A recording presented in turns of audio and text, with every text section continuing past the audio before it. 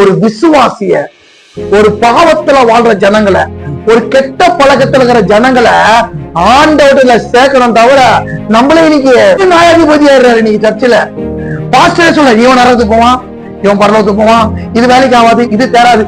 ஏன்னா யூடியூப்ல தான் வச்சுக்கிறாரு பொழுது எல்லாமே டிக்கெட் எல்லாம்.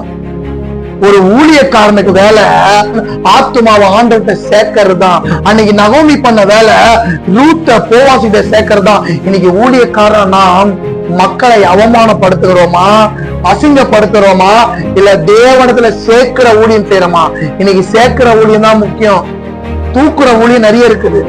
கர்த்தர்கிட்ட சேரும் போதுதான் கர்த்தர் அவனை சரி செஞ்சிருவா. அல்லேலூயா.